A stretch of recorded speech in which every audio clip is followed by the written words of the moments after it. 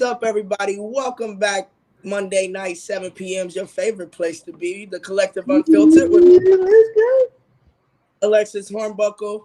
Boog, Jay, say what up to the people. Yo, what's good, y'all? We back in the building, episode 48, y'all. We 2 weeks away from 50. Let's go. Lock in. We apologize for the slight delay. We have an additional team member to the squad. Welcome, Carter. He's another producer behind the scenes, working with our main man, Bobby Catfish. All right. So, what's up, Lex? Who's our special guest? Let us know. Man, we got Coach E in the building. Hey, listen, when we get this show started, if y'all watch women basketball, and we do have a lot of lady ball and just women basketball fans, they're going to know who you are. Say what's up to the people. What's up, people? What's up? I'm glad to be on the show, man. Thank you so much. We definitely having you. Again, this is Coach E, Earnie Williams, former the other UT Longhorn. And professional hooper, and now she's doing so much more.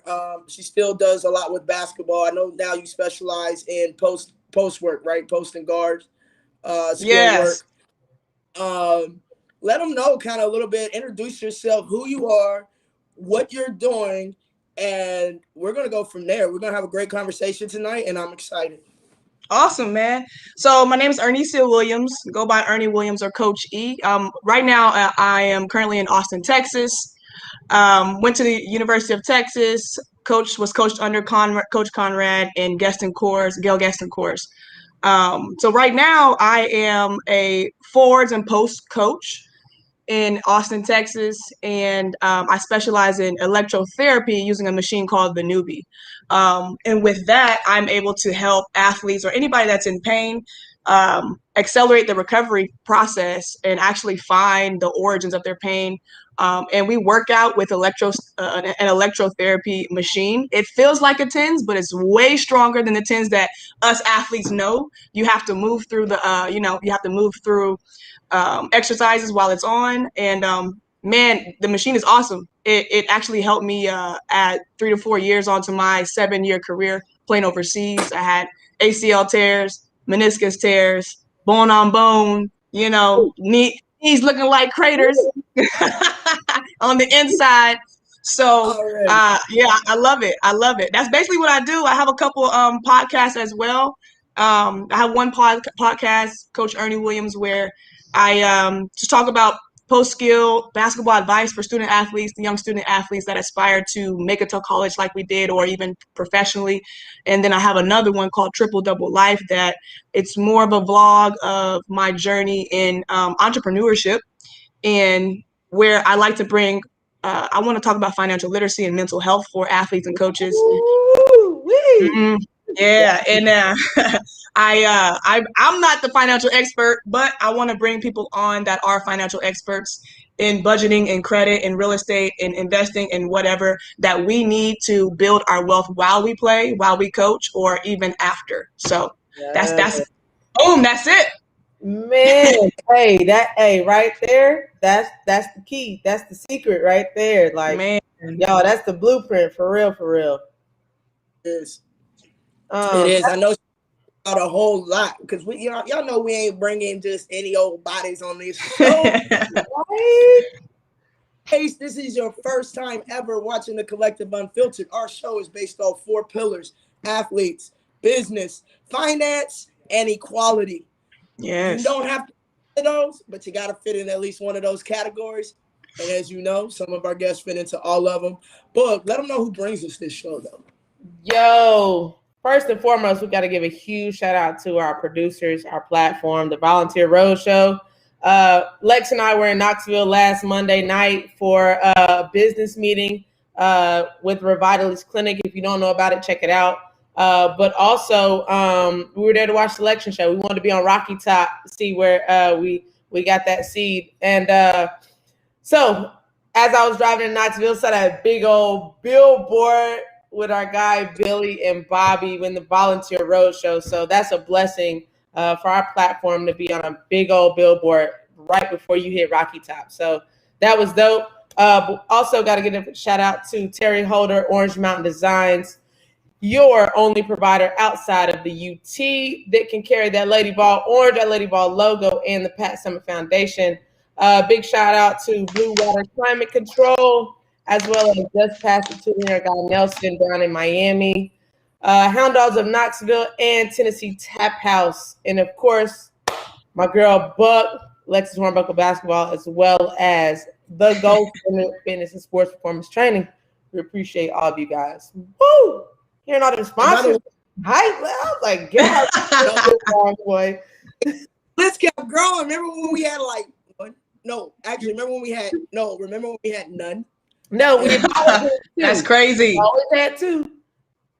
Oh, us, our brands. Yeah, of course. Of course, my bad. What am I thinking? All right, so Earnie, you spoke a little bit about your injuries throughout your journey, throughout your basketball career that kind of led you towards that electrotherapy.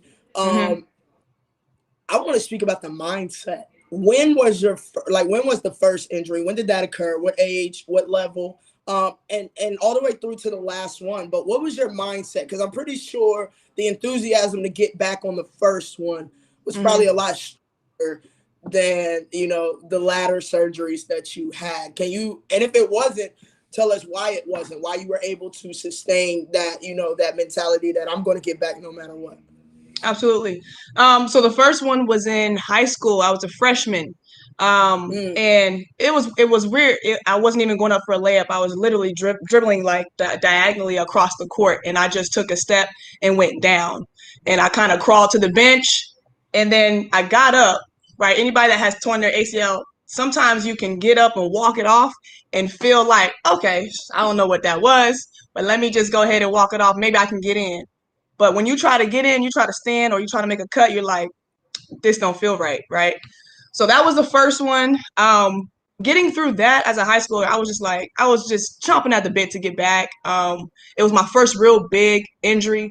And it was like, okay, so this is not going to be the end of me. I got to get back just because I want to prove it to myself. Right. And of course, you get the people saying, oh, she might not be the same player or she won't be as good. So that also inspired me too. So I'm like, okay, I'm gonna show them. I'm gonna come back. I'm gonna be just as good. I'm gonna be better, right? So I had to put the work in. So that was probably the easiest one when I was a freshman. Then fast forward, not an ACL, but injuries. Ankle roll, big ankle roll. I went to McDonald's All-American game, man, 2005. It was the practice before the game. We were practicing, doing some 3-on-3. And I probably came down on like a rebound or something. I mean, I cracked my ankle so bad that thing swole up, and I was able to play. I'm like, look, I'm playing. You better wrap this thing up. There's the McDonald's All-American game. I gotta get on TV, right? Whatever you gotta do, right? I couldn't move, man, but I had a good old 3 points. I made a 3-pointer. My mama was happy. I was on there. But I couldn't move, so I was like, dang. So that was the second one. Freshman year at UT, I had the same knee. I bumped it. Something happened. I had to have a meniscus repair. That was the left one. And then later on that season, we were playing against Duke. And it was my first start. It was like the sixth game of the season. First start as a freshman. Hype, you know how that is. And we're battling, going back and forth with Duke. I get a breakaway. I get a steal, fast breakaway layup. And I'm going down left-hand side. I go up, but I come down all wrong, right? I didn't absorb force. When I landed, I knew, I was like, that felt like the first one. Excuse me. I was like, that felt like the first one. So I already knew, like, they were going to take me back, try to check it out. But in my head, I was like, okay, let me just go get ready for the worst because I feel like the worst. So that was the second one. And then, shoot, I can't remember. I've had at least so one ACL on each, and then meniscus repairs on both. And then ankle, those ankle rolls throughout this. Once you start. I know, man. Like, I had a bad ankle roll over in Spain. But it's like it was my third year pro. I was 2012, 2013. There was an alumni, Edwina Brown from UT, that told me to go see this guy named Garrett Salpeter in Austin. And he had a business called Neufit, Neufit. And I went there, and he had this electrotherapy machine. And so he searched my body to figure out the origins of pain that I have, the muscles that were basically weak and not absorbing force. Pretty much how my body was working. You could just throw a little electrode on me and it would be in the right place, because everything was messed up. But I did chiropractor, I had done acupuncture, I did everything. You know, at places like Tennessee and UT, we have the money to find these different modalities to try and help our body, but nothing was sustainable. It fixed it, but it didn't sustain and change my nervous system. The electrotherapy changed my nervous system. And so I held his hand and did assisted squats for 5 minutes, y'all, on this machine. Every 10 squats, he turned it up. And I'm like, I can't go no more. So I left that day not feeling my knees. And if you're in pain and you know pain, feeling my knees was normal. Like feeling pain or tightness or something aching was normal. I didn't feel anything. So I walked out. I was like, this feels good, but my mind's playing tricks on me. So I kept going back, and I kept going back, and I kept getting better. I'm like, oh my goodness, I found it. Finally, I found it. Right. So I just started working out with him. And I had got cut from Puerto Rico, and I had this span of 3 months. I was working out with him 2 to 3 times a week before I went to Sweden. And I worked on my ankles, man, my feet and my shins. So come to find out, for me, I wasn't absorbing force mostly because of my shins, from my knee down to my feet. The feet are the first thing that hit the ground. So if they don't tell the rest of the body how to react, everything is slow. Everything's behind. So once I started working on my feet, I began to understand how to absorb force, how to jump, how to cut, move laterally better. I went on to Sweden to have a great year. No injuries there. I felt good. I was skinny, but I was eating all the time. I was athletic. It was good. It was a good year. So I was like, okay, I found something. So I kind of just stuck around and started hanging out with him and like trying to learn, because I'm like, I know what we go through as college athletes, and then what we go through as, if you go play on at the next level, when you go overseas, you might not find the same things that we have here in the States. So I'm like, I got to learn this stuff. I got to tell people. So that's what I do. I love it. That's awesome. We got to talk after this, because obviously in women's soccer, the ACL injuries is astronomical. Like, yes, it really is. And right now I'm trying to work. Whatever. We're going to rap about that later. But so, of course, I know we haven't got to talk in depth, but so I coached at University of Texas 2012 to 2016. Okay. Got to work very closely with Jody Conrad and the diversity committee for the athletic department. Okay, cool. Of course, Coach G. I was recruited heavily by Duke. Met her because a former rival of ours from my hometown. She played basketball for her. Okay. And then, of course, she came to Texas. So, I got to get to know them very well. Great. I mean, Jody was like a Pat for me. Yeah. I was close to Pat, both through Lex and as well as just my own. She used to come to all of our games when they weren't on the road. And so for you, obviously, I know both of them. So being able to play for Jody and for Coach G at, obviously the most well-funded university in the country. What was that experience like, going from Jody going to Coach G? Both very good coaches in their own right, but very different, right? So how was that for you, coming, out of high school and going to the University of Texas? Like, everything's bigger in Texas. Like, what's up? Right. Everything definitely is bigger in Texas. I was there for 2 years under Coach Conrad and under Travis Mays and Karen Aston.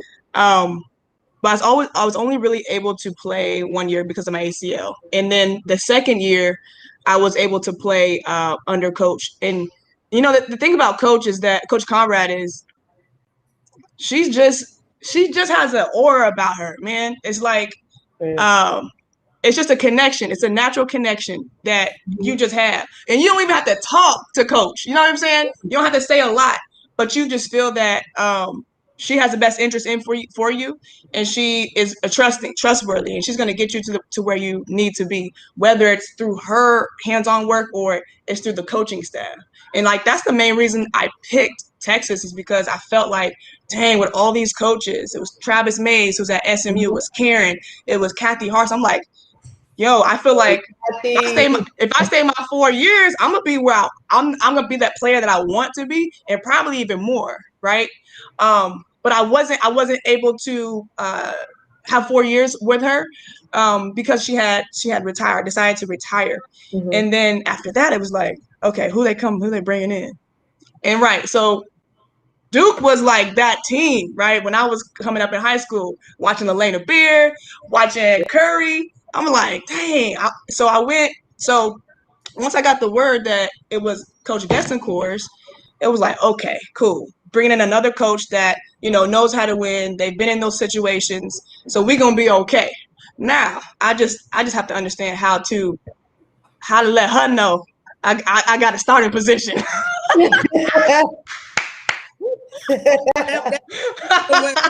When we as athletes tell the coaches how shit gonna go, that goes. This how it's gonna go down. I know you knew, but no.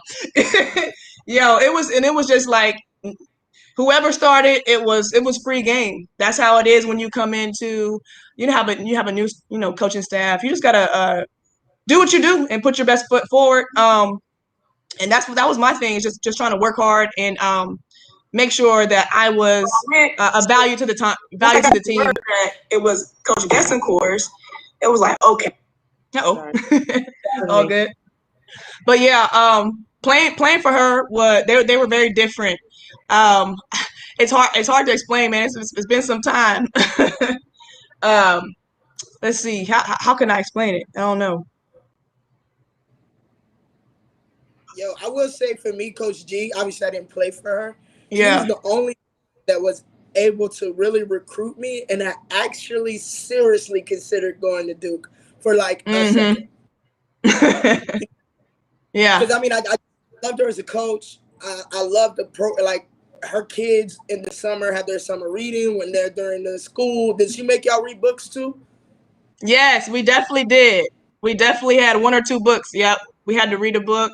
A lot of leadership, what was that guy? He I can't think of the author, but he has a bunch of books that it were short reads though, but I liked them. So we definitely read books for sure. Yeah, see, I like that, because you're not only training and challenging us athletically when it comes to getting on the same page with the strength and conditioning coach, the athletic trainer, but she's saying, hey guys, I'm going to lead you, and I'm going to make sure your mind is sharp off the court. So here, take this. Instead of saying, hey, you need to do this, you need to do that. No, let me help you. This is what we're going to read. Go read this. Go get that. It's very specific. And I didn't even like to read when I was being recruited, but something about the way that she showed her leadership and the way that the entire team bought into it, to me, that was special. Right. Exactly. Hey, Book, we got anything on the comments? Yeah. I think I saw. They lighten up. I was just about to say, Maria, what's good? She said it's the great Earnie Williams. Hey, if you don't know about Maria, well, she knows about you. Maria is all things women's athletics, especially some women's basketball. I know right now she's probably got her TV on one side and the computer on the other. She's on here she probably on here almost every 3 to 4 weeks. She's got 2MC and Buck with Lex. Whoa. That's not the name of the show. My bad. The show. So it ain't me feeling myself. Maria actually named the show, but can we get the name of the show right, bud? Sorry. Say it again. 2MC. No, don't I'm tripping. He was trying to say is on Wednesday nights at 7. Maria and myself, we do it's the Buck and 2MC. I'm tripping. Buck and 2MC. So live every Wednesday, and of course they also give that post game show. Might be. But she said it's the great Earnie Williams. Denise Teague, she said, hello, everyone. My bae, Bree, said, what up, guys? Mary Campbell, big upsets today. So proud of Belmont. Go Lady Vols. And Donna said, hey, y'all. Sandra over there talking about, hola, chicas. What I'm saying? And then Kenny also said equality ? Talk about the NCAA women's tournament. Wow. So what y'all thought? Y'all the hoopers in the building. Of course, I don't know if anybody saw it, but somebody posted. Was it Maria? I don't know who posted it. It was a few different people, but Maria was one of them. People posted the NCAA women's tournament, NCAA men's tournament kind of grab bags. Basically, you know, all the little free stuff you get on a bag. And literally the women's bag was like, and then the men's bag was like, blah. So wow, I can't. So yeah, I can't deal with it. Ugh. So how y'all feel about that? It came down to the food, the bag, so you know your merch, and the weight room, what they're able to lift with. So the guys, literally, it looks like you walked into the Texas Athletic Training Center, right? For the men. Right. Okay. By the way, I did get to work out there. Shit was dope. I love working out there. But, hey, that's the perks of having your best friend being an assistant soccer coach. I was all up on that campus working out, boy. But no, so they had the weight room where the girls have just a little tower with weights that only go up to 30 pounds. What your post players gonna do? You doing a workout. you know, I need a 50 pound. Right. You know what I'm saying? 30, like I'm doing 30s as a guard. What the coach gonna do? And just some little stuff like a bench, like really simple stuff. You know what I'm saying? The merch game was ridiculous. I mean, the guys had the little blanket cover, pillow cover, shirt, this, that, and the third. They gave them a little towel, you know, because they always give out the towels, the NCAA tournament towels. A T-shirt. I think it was like a water bottle or something. Maria, can you put in the text because I know you know exactly what they got. So and then also the meals. They got a little joint that they eat. You ever playing turkey? Nah, listen, they feed you the bare minimum sometimes. And that's what they gave these girls. Like, let me get some bread. Just let me get a couple rolls and some mashed potatoes. That's it. Little PB&J. Let me pasta with some salt and butter. Man, I didn't see the grab bag or anything. The only picture I saw was the dumbbell, like the one little tree dumbbell, and then the big the racks that the guys had. That's the only one I saw. I kind of wasn't paying attention, but like it feels like it's getting worse. So we talked about all this equality this summer, and I feel like they're not hearing it. Nobody's making changes. You know, it's getting worse. I feel like it's going backwards from the money to the actual how facilities look compared to men's and women's. When you bring recruits into the women's athletic department or whatever for any type of school, it should be known that it's the women's part, right? It shouldn't have the men's accomplishments on there. That's what I think. It should, when you bring it in, because sometimes sometimes volleyball would come to UT and they come look at our stuff. And when you walk in, what I don't like is that our accomplishments aren't plastered everywhere. It's the men's. Right? We have WNBA players. We have the championship in the building. So where's that at? So that's the one thing I can talk freely about that I don't like about our facility, and I haven't since I played there. But we do get spoiled, but still, there's the equality. We have to have the equality there. It just isn't there. So I don't know if it's going to take alumni to come back and like bang on doors and be like, look, y'all need to stop this and change it. You know, Right. I think so. I think it's going to take us alumni to come back and really get and be a part of the community or the organization and really get our words out there, you know? Right. And I mean, so, see, the alumni at Texas is strong. You know what I mean? Mm-hmm. I mean, same in Tennessee, but right. I certainly think no matter who the coach is or what the lineage or connection, like your alumni has to be a big piece of your organization, especially in programs that have as much influence as your Texases, your Tennessees, you know, your Dukes. You know, you have to continue to have those conversations with your alumni because, you know, at the end of the day, there are still young girls that are still going to Tennessee because of who they know, because of what they know about Pat Summitt, because of, you know, your Three Meeks, your Hornbuckles, your Parkers, you know, your Nikki Genesikis, your Shannon Bobbitt, you know. So people are and same with Texas, you know. So it's just like those names carry weight, you know, no matter what.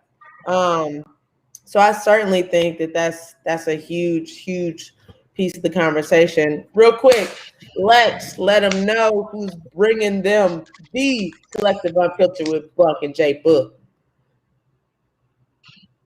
We can't hear you. We can't hear you. No, I can't hear you. No, we can't hear you.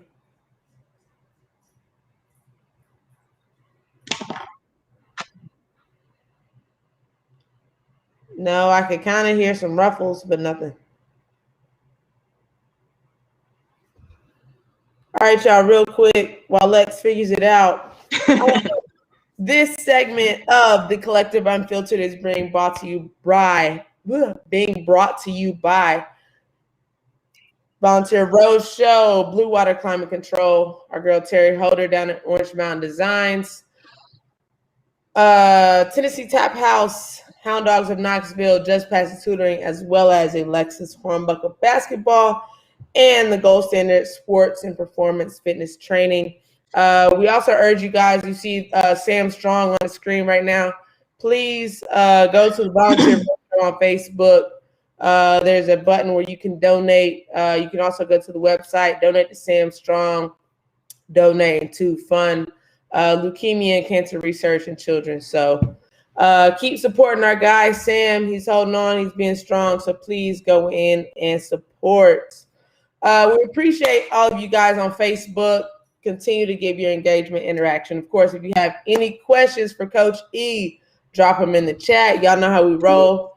And of course, if there's anybody you want to recommend to join the show, let us know what's up. And with that being said, we got Buck back on the show coming in, and we have a question for Coach E. So, Coach E, who has been biggest inspiration? Let's see. In terms, so we'll say in terms of basketball, my basketball career, myself and my mom. So myself, I'm just always wanted to be the best. As a kid, I wanted to play in the WNBA. I wanted to play, whatever the best league was before WNBA, whatever that was. And as a kid, I just want to play pro, right? I want to be with the best. ABL, yeah, of course. But my mom has been, my biggest inspiration. As a single parent, I've watched her win a championship in Hays, Kansas, at Fort Hays State University, at an NAIA. She lost both of her parents at 2021 and raised me from the jump and was putting me in all kind of sports and allowed me to flourish as an athlete and a young lady. I was always around the game and just loved it from the jump. She picked us up and moved us to Oklahoma just to play with another AAU team that has saw me playing against them in an MAYB tournament back in the day, back in Hutchinson, Kansas. My team beat them and they were like, yo, you want to play with us in AAU nationals? Like, yeah, let me ask my mama. So, so we moved from Hayes, Kansas, Western Kansas. If anybody knows it, super small town. Moved to Oklahoma. Played, high school at Sapulpa High School outside of Tulsa, and was able to stay with that AAU program for 5 years and really, really get developed, and then be able to get seen by, coaches across the nation. So that really opened my game up. So everything was just about giving back to her and making her proud, and just saying thank you, living into my passion, saying thank you to the coaches that my AAU coaches, all the coaches that touched me on my way up to college and professional. Is just giving back to them and saying thank you by playing the game the right way, giving it my all, and just having the gift to play basketball like we do, just doing the damn thing, having fun, putting everything out there on the court. And it was really fun. It was just really fun for me, except for the dang injuries. Like, yeah, it was good. What were name the countries that you played in? And you mentioned you got cut from Puerto Rico. What team were you with? San Armand. Yeah, I think they only had a team for like maybe one or two seasons, maybe. Yeah, it wasn't there when I was there. Yep. So I played my first year in Portugal, played for like a couple months in Ecuador, then went to Spain, then went to Puerto Rico, went to Sweden, Romania, France, and then France for a little bit. I had to take that season off because of knees again, and then went back to Romania twice, and then through Euro Cup and some different leagues, played in like Czech Republic and Croatia and different countries. But that's pretty much where I actually was stationed and played. I was able to play two weeks in China. We did got a group of girls from the USA and did a little tour out there and played against their actual national team. I got a little butts handed to us a couple times, but but it was fun. It was so fun, man. I love traveling. I've been retired for like 4 or 5 years now. I don't know. And I'm missing traveling. I was like, can't wait to get out the country. Yeah. Let's go. Yeah. I miss the traveling, but I don't miss living out of a suitcase, if that makes sense. Yeah, for sure. Absolutely. I'm glad y'all can hear me again. Number one. Yeah. Welcome back. Bro. It's okay. I held it down. Always. Yeah. Never worried. I know you got me. I ain't worried. So I know we missed Alex. If you can hear me, I know you can hear me. So Sandra, that 954 number that just sent you the NCAA. Let's can you pull that up, Alex? Carter.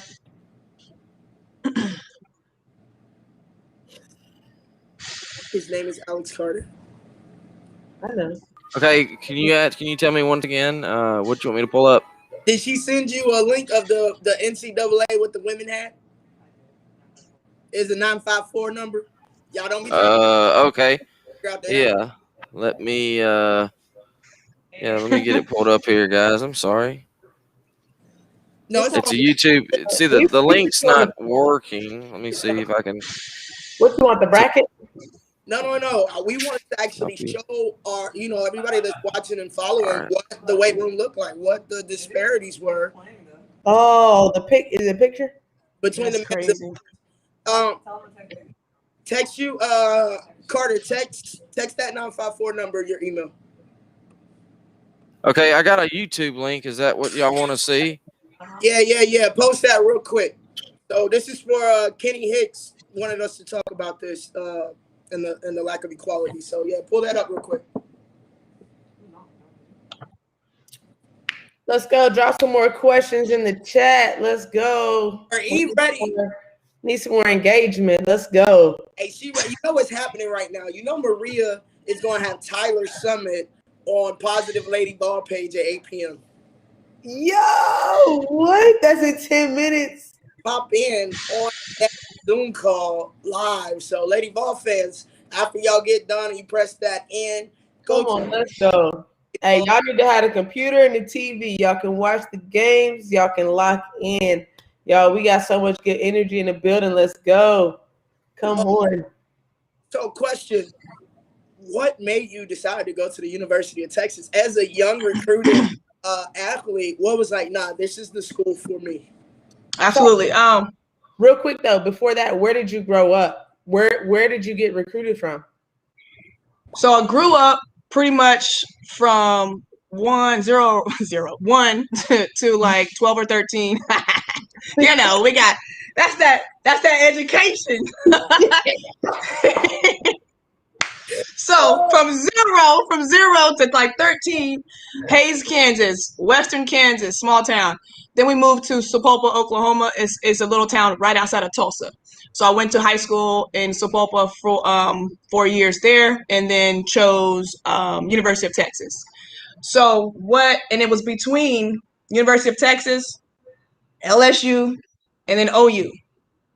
Oh. So yeah, it was really tough. It was more so LSU in Texas. So going to Texas, I mean, it's something about when you go and you are with the team and you're going to dinner and you're just kind of seeing and feeling the vibe. Texas was the vibe for me. But what I was looking at was, of course, the great education. You know, how did the campus feel and look? My major. And then I was looking at who my coaches were. Like I said earlier, with those 4 coaches, I just felt they recruited me so hard, and I felt that they really wanted me, right? I was not just, you know, a last minute type of player. Let's get this player to fill this scholarship. No, they were on me from the jump. As soon as they saw me, they were coming to volleyball games in high school. They were coming to all basketball games. They were coming to all AAU tournaments, you know? So they recruited me very hard. And I felt like I was definitely going to be the player that I wanted to be had I been with them for 4 years. I also looked at my upperclassmen. Who was I going to be able to play with for 1 or 2 years and be led by? 1 year, Nina Norman, Coco Reed were my seniors, Tamara Cobbins. I was able to play with Tiffany Jackson for 2 years, Katrina Robinson for 2 years. You know, and then the players that I was coming in with. So it was a group of us, I think it was 7. We had a pretty big recruiting class. I was coming in with 2 more McDonald's All-Americans, Crystal Boyd and Erica Ariaran. So, and then everybody else that was in there, yeah, and everybody else that was in the class was a top Texas player. They could have also been McDonald's All-American, you know? So I was like, okay. My thing was I wanted to come in and play, but I want to come in and work hard, and I want to play with people that can play and they want to play. They want to win. And so that's what I saw. I saw a challenge, and I saw like I needed that to raise my game. You know, I didn't necessarily want to come in and be the best player, but I wanted to work to be one of the best. What else? And that's pretty much that was my thought. That was my thought process, pretty much. That thought process you just explained is something that, in my opinion, and you know, y'all, we all coach and train now. I think that's missing with this new age era. That desire to say, I know that I'm good. You know, like hell, I'm really good, but I don't want to come in and just be the best. I want to work to be the best and leave being the best. Exactly. Come into a situation where they don't have to work hard, but they look right. The only bad thing is if you come in that way, everything falls on you as a freshman. Right? Yeah. That's a lot to take in when you're adjusting as a young woman from a high school role to a collegiate role. People don't understand. It's a completely different type of game. At the end of the day, it's basketball, but the level is different. The way that you practice, compete, train, all of that is different. So, you know, shout out to all our young athletes. I hope you heard that line. She came in wanting to work to be the best, even though she knew she could leave being one of the best. Still had that same work ethic. So definitely applaud you for that. Yeah, most def. Hey, we getting active on Facebook right now. One other question was, what did you study at Texas? I studied applied. What did I study? So basically, I had an education degree.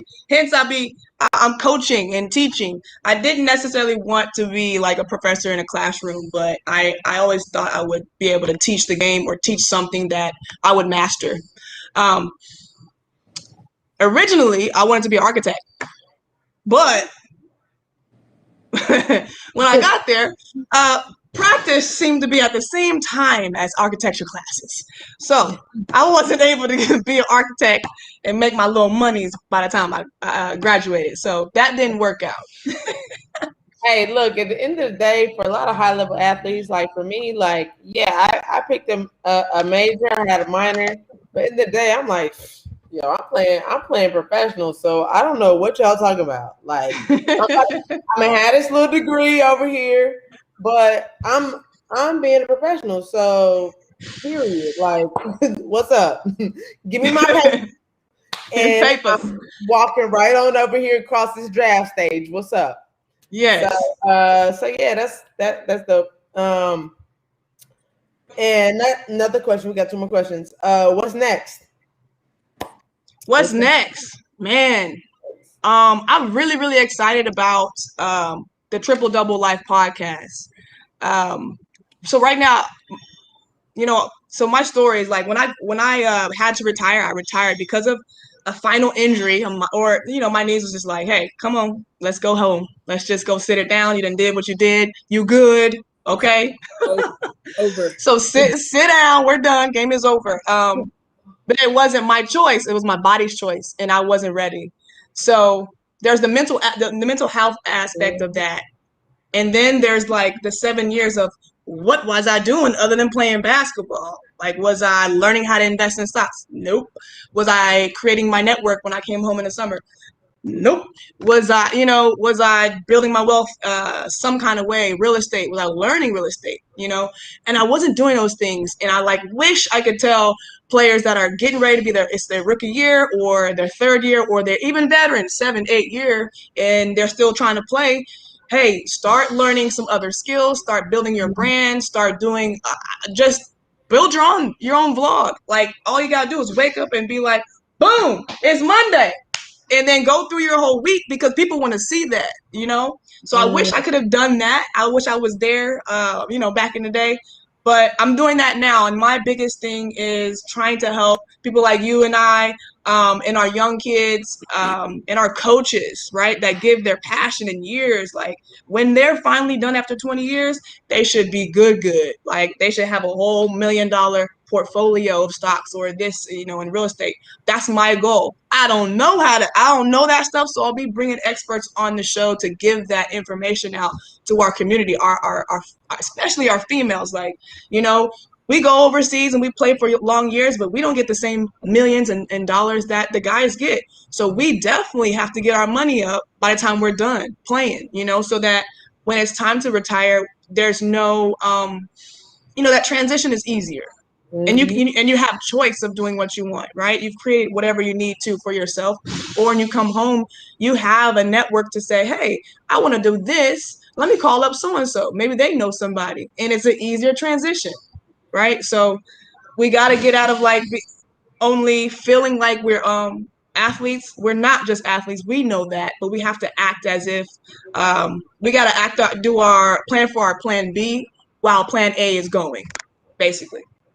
No, that makes makes all the sense. I love what you're doing, and I know I've been dropping the ball, but y'all will see me on one of these podcasts. Believe that. Yeah, it's coming. Me too. I'm coming on too. Jay coming too. Big fan. Yo, E, like what you're saying. Like, I'm literally over here like super super hype about what you're saying, because that's the niche. Like, that's the piece of it. And that's why, like, finance, business is a piece of our 4 pillars, because, Lex and I will be the first to tell you, like, we didn't do that either. And now we figured it out and we're doing it. It's just like, I mean, and of course I'm in women's soccer, which is the bottom of the totem pole when it comes to, equality. Like, our women's national brings in more money than the men on a regular basis. And yet there's such absolutely a huge disparity, right? So when I was playing pro, I was getting scraps. You know what I mean? Even though I was in the original draft class of the CSU, I'm getting scraps, right? Peanuts. I'm getting peanuts. I'm like, can I get a cashew? Right. Almond?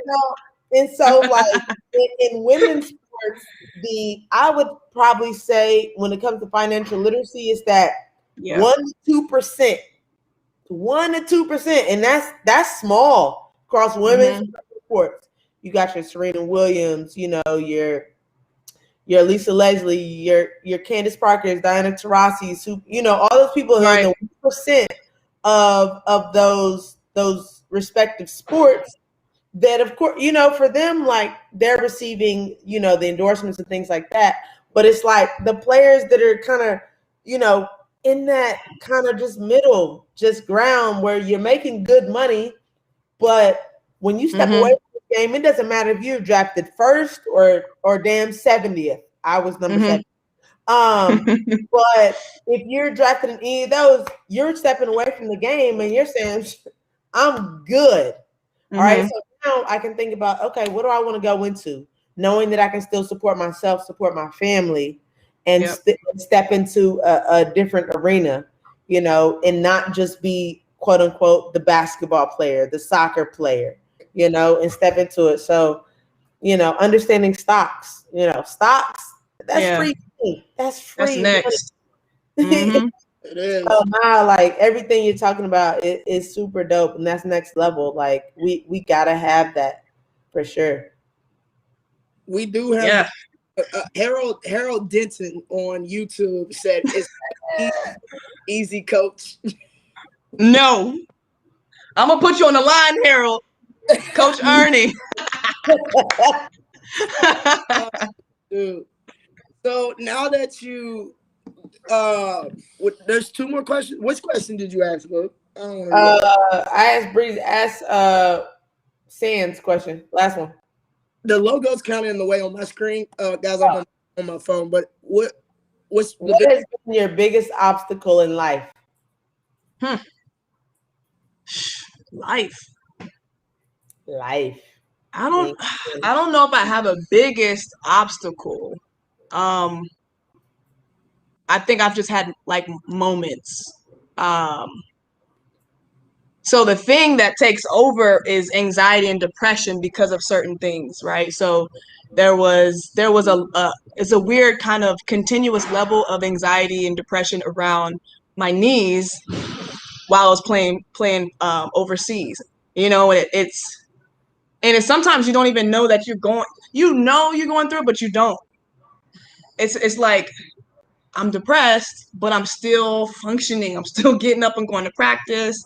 I'm still hanging out with the team, but I always have this cloud of like, I don't want to hurt myself. I don't want to hurt myself. I don't want to hurt myself. I need Wednesday off. Like, that was, I don't want to ask the coach for Wednesday off, all this stuff.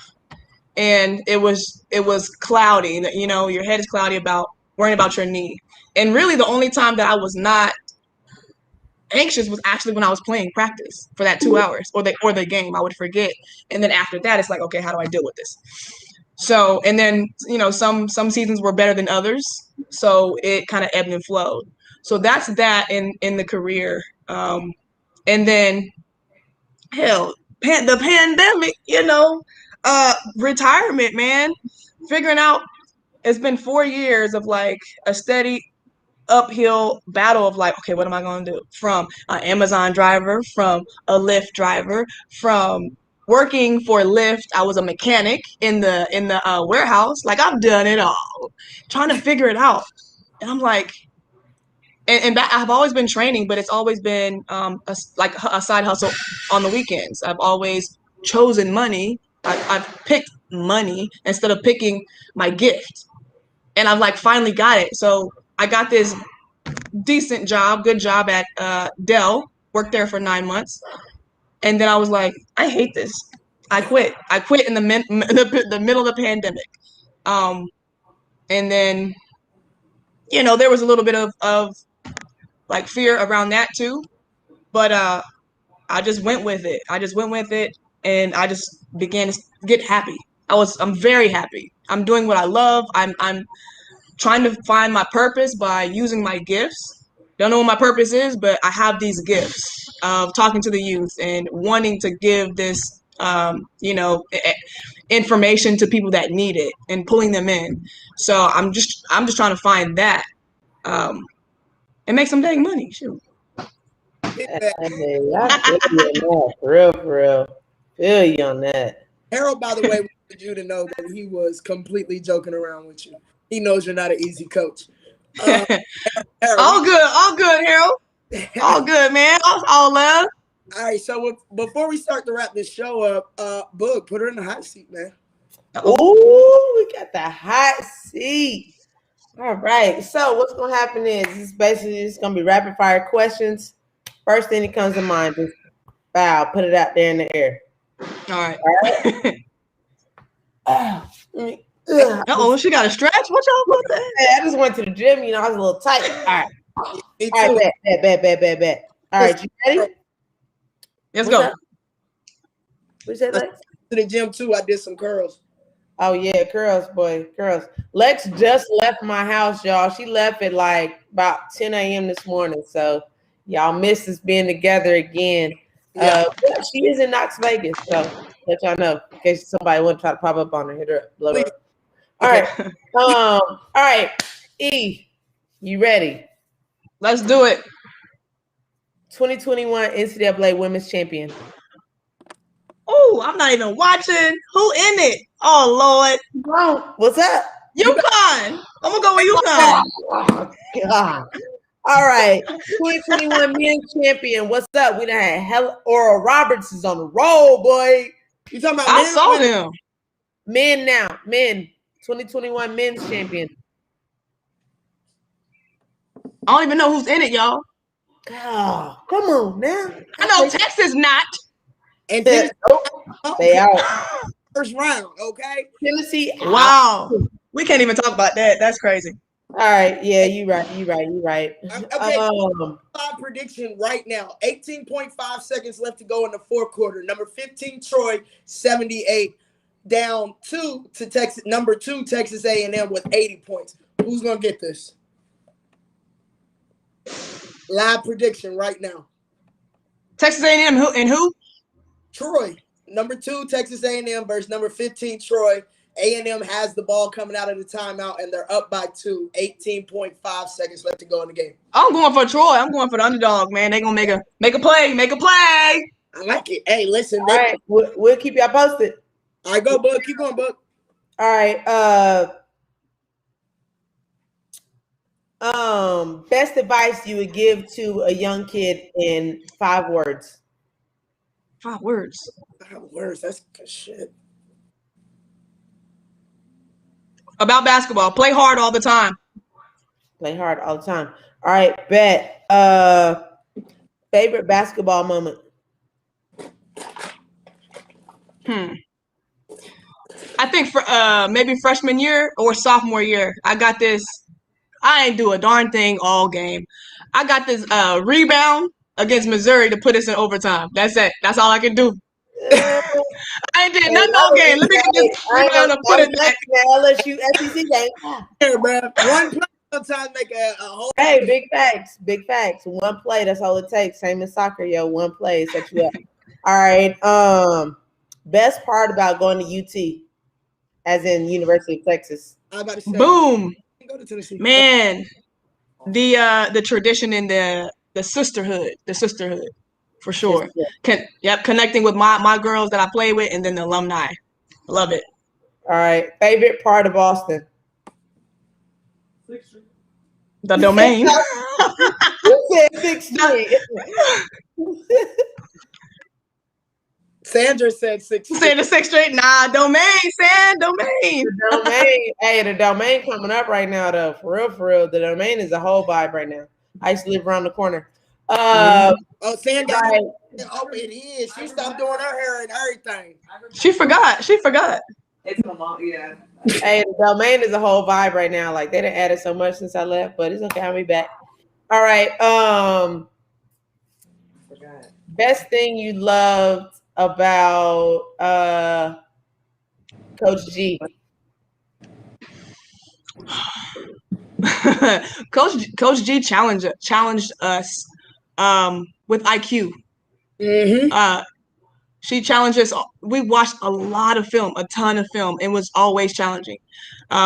Challenging us to just think about the game different and really, really, really know our scouting report. I know everybody has a scouting report and had to memorize it, but I'm telling you, like, look, we was memorizing the scouting report better than the school. Like, we had that locked down. That's it, man. On the IQ side, the mentorship on the IQ side was crazy. Cool. Favorite part about entrepreneur? I got a class right now. It's supposed to start at 7. My kids are waiting, but what one more question. Last question. Favorite part about being an entrepreneur? Oh man, it's always different. I get bored easy, and I feel like with entrepreneurship, you don't get bored, and it's all on you. I don't get bored because you can change it up. If it don't work, you give 100%. Change it up. Next thing, and or if you do succeed in something, for me, it's like, oh, what else can I do? What's next? So for me, I don't feel bored. I feel like endless freedom. Awesome. Hey, y'all, look, we appreciate Coach E coming on the show. All her information will be in the chat on the page, so make sure y'all go check her out, link up. Lex and I will definitely be making an appearance on her. Yes, I can't wait. But we appreciate you, y'all. Everybody go give her a follow. She has to go get to them children. So she can roll out, and me and Lex roll up the show. What's up, chica? Hey, E, we appreciate you guys. Link up. This was awesome. Thank you so much. Thank you, fans, for the questions. Love you guys, man. All right, E, we appreciate you. You too. Peace. Peace.